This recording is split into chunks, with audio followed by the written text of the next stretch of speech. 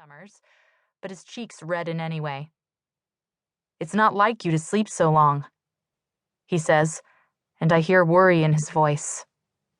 I shrug it off and stand on weak legs. I guess I needed it. An odd ringing in my ears takes hold, piercing but not painful. I shake my head back and forth, trying to get rid of it, looking like a wet dog in the process. "That'll be the banshee scream." He crosses to me and takes my head in gentle but calloused hands. I submit to his examination, sighing in annoyance. He turns me sideways, glancing at ears that ran red with blood however long ago. "You're lucky it didn't hit you head on." I'm a lot of things, but I don't think lucky is one of them. "You're alive, Mare," he says sharply, pulling away. "That's more than many can say." His glare brings me back to Naersea, when I told my brother I didn't trust his word. Deep in my heart, I know I still don't. "I'm sorry," I mutter quickly. "Of course I know others have died, for the cause and for me. But I've died too. Mare of the Stilts died the day she fell onto a lightning shield. Marina, the lost silver princess, died in the bowl of bones.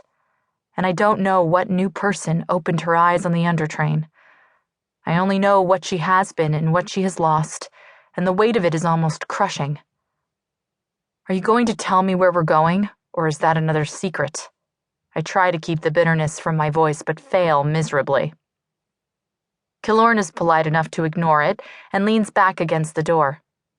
"We left Naersea 5 hours ago and we're headed northeast. That's honestly all I know." "And that doesn't bother you at all?" He only shrugs. "What makes you think the higher-ups trust me, or you for that matter? You know better than anyone how foolish we've been, and the high cost we paid." Again, I feel the sting of memory. "You said yourself, you can't even trust Shade. I doubt anyone's going to be sharing secrets anytime soon." The jab doesn't hurt as much as I expected it to. "How is he?" Killorn tosses his head, gesturing out to the hallway. "Farley carved out a nice little medical station for the wounded. He's doing better than the others, cursing a lot, but definitely better."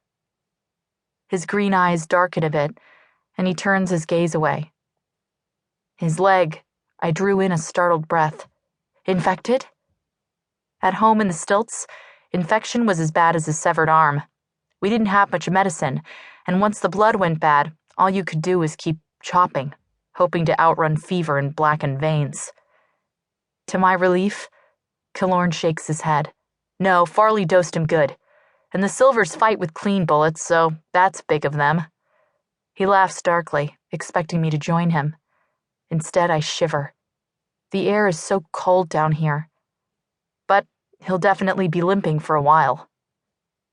"Will you take me to him, or do I have to figure out the way myself?" Another dark laugh, and he extends his arm. To my surprise, I find that I need his support to help me walk.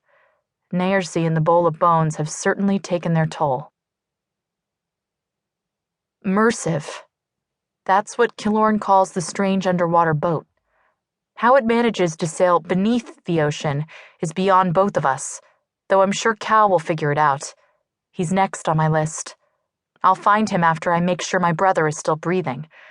I remember Cal being barely conscious when we escaped, just like me.